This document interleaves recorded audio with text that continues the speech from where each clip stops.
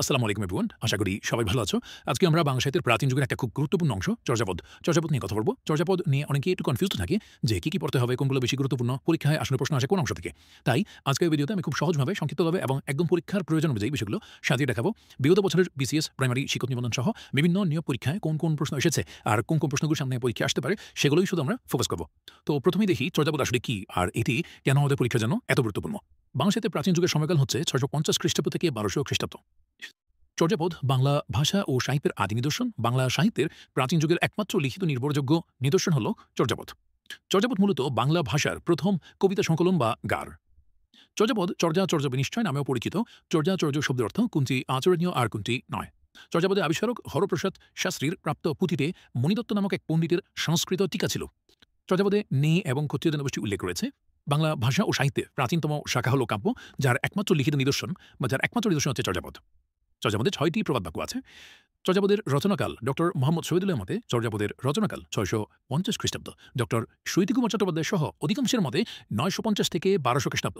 এই হিসেবে চর্যাপদের আনুমানিক বয়স ১,০০০ বছর। চর্যাপদের রচনা শুরু হয় পাল আমলে। চর্যাপদের আবিষ্কার ১৮৮২ সালে প্রকাশিত the Sanskrit Buddhist literature in Nepal গ্রন্থে রাজা রাজেন্দ্রলাল মিত্র সর্বপ্রথম নেপালের বৌদ্ধতান্ত্রিক সাহিত্যের কথা প্রকাশ করেন। প্রাচ্যবিদ্যা বিশারদ ঢাকা বিশ্ববিদ্যালয়ের তৎকালীন বাংলা ও সংস্কৃতের অধ্যাপক মহামহোপাধ্যায় হরপ্রসাদ শাস্ত্রী চর্যাপদের আবিষ্কারক।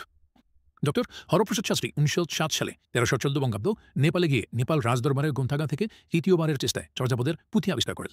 হরপ্রসাদ শাস্ত্রীর সম্পাদনায় ১৯১৬ সালে বা ১৩২৩ বঙ্গাব্দ বঙ্গীয় সাহিত্য পরিষদ থেকে চর্যা বিনিশ্চয়, সৌরপাদের দোহাকোষ, কৃষ্ণাচার্যের দোহাকোষ এবং ডাটার্নব এই ৪টি পুঁথি একত্রে হাজার বছরের পুরানো বাংলা ভাষায় বৌদ্ধগান ও দোহা নামে প্রকাশিত হয়।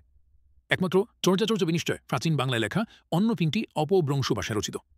চর্যাপদের ভাষা হরপ্রসাদ শাস্ত্রী এই ভাষাকে আলো আঁধারি বা সন্ধ্যা ভাষা নামে অভিহিত করেন। চর্যাপদের ভাষার রহস্যময়, কিছুটা বোঝা যায় কিছুটা বোঝা যায় না। এই ভাষা গভীরভাবে অনুধ্যান করে বুঝতে হয়, তাই চর্যাপদের ভাষাকে সন্ধ্যা ভাষা বলা হয়ে থাকে। ডক্টর সমিতিকুমার চট্টোপাধ্যায় ১৯২৬ সালে তার প্রকাশিত the origin and development of the Bengali language গ্রন্থে ধ্বনিতত্ত্ব, ব্যাকরণ ও ছন্দ বিচার করে তিনি প্রথম সিদ্ধান্ত নেন যে পদ সংকলনটি আদি বাংলা ভাষায় রচিত। ডক্টর মোহাম্মদ শহীদুল্লাহ তার চর্যাপদ বিষয়ক বুদ্ধিস্ট মিস্টিক সংস নামক গ্রন্থে বলেছেন চর্যাপদের ভাষা বঙ্গকামরূপী। চর্যাপদের ধর্মমত চর্যাপদের কবিরা ছিলেন সহজিয়া বৌদ্ধ ধর্মের অনুসারী। বৌদ্ধ ধর্মের গুরু অর্থ দেখার জন্যই তারা সাংকেতিক বা রূপকের মাধ্যমে চর্যাপদগুলো রচনা করেন। ডক্টর মোহাম্মদ শহীদুল্লাহ ১৯২৭ সালে বুদ্ধিস্ট মিস্টিক সংস নামক গ্রন্থে চর্যাপদের ধর্মমত সম্পর্কে আলোচনা করেন। চর্যাপদের ছন্দ চর্যাপদ আধুনিক ছন্দ বিচারে চর্যাপদের ছন্দগুলো মাত্রা বৃত্ত ছন্দে রচিত। চর্যাপদের পদসংখ্যা ডক্টর মোহাম্মদ শহীদুল্লাহর মতে ৫০টি এবং সুকুমার সেনের মতে ৫১টি। মূলিয়তের টিকার সম্বলিত পুঁথিতে পদ পাওয়া গিয়েছিল ৪৬টি এবং চর্যাপদের ২৪, ২৫, ৪৮ নম্বর পদ পাওয়া যায় নাই। খ্রিস্ট নম্বর পদটি খণ্ডিত আকারে অর্থাৎ অর্ধে পাওয়া গেছে। চর্যাপদের পদকর্তা ডক্টর সুকুমার সেন সহ অধিকাংশের মতে চর্যাপদের পদকর্তা হচ্ছেন ২৪ জন এবং ডক্টর মোহাম্মদ শহীদুল্লাহর মতে চর্যাপদের পদকর্তা ২৩ জন।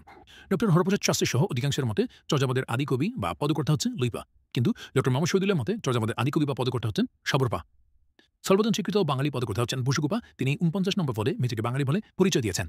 লুইপা ১ নম্বর ও ২৯ নম্বর পদ রচনা করে। পদকর্তা ও পদের সংখ্যা নির্দিষ্ট করা হয়। পদকর্তা আমরা যদি কান্নপার কথা বলি, কান্নপা ১৩টা পদ রচনা করেছেন এবং সর্বাধিক পদ অর্থাৎ সর্বাধিক পদের রচয়িতা কান্নপা। বসুকুপা ৮টি পদ, সরহপা 4টি, কুক্কুরিপা 3টি। কুক্কুরিপা নারীকবি হিসেবে পরিচিত।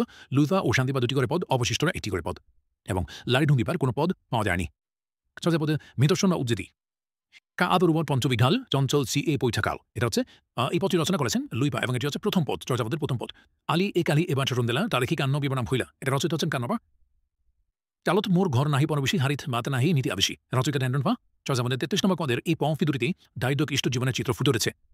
আপনা মাংসে হইনা বলি, এটা রচিত হচ্ছেন বসুকুপা, এটা ছিল 6 নম্বর পদ। উচা পাবত তহি বসই সবরি বালি মুরুঙ্গি পিচ্ছ পরিয়ান সবরি কিবদ বুঞ্জরি মালি, এটা রচিত হচ্ছেন সমরপা।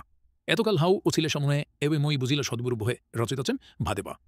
চর্যাপদের সংঘচিত্র চর্যাপদে নিম্নবর্গীয় রোম সম্প্রদায়ের মানুষ জনবসতি থেকে দূরে বসবাস করত। চর্যাপদে যে কয়েকটি জীবিকার উল্লেখ আছে তা হল তাঁতবোনা, চাঙ্গারি পেরি, পশু শিকার, নৌকা বাওয়া, মাছ ধরা ইত্যাদি। এতে প্রধান খাদ্য ছিল ভাগ, বিভিন্ন সামাজিক উৎসব অনুষ্ঠান প্রচলিত ছিল, সমাজে যৌতুক প্রথা ছিল।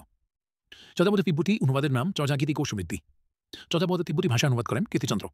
১৯৩৮ সালে প্রবোধচন্দ্র বাগুচি চর্যাপদের তিব্বতী অনুবাদ প্রকাশ করেন। চর্যাপদের ইংরেজি অনুবাদ করেছেন হাসনা জসীমউদ্দিন মাওদুদ এবং বইটির নাম মিস্টিক পোয়েট্রি অব বাংলাদেশ। নবচর্যাগীতি নেপাল থেকে সংগ্রহ করেন ডক্টর শশীভূষণ দাশগুপ্ত।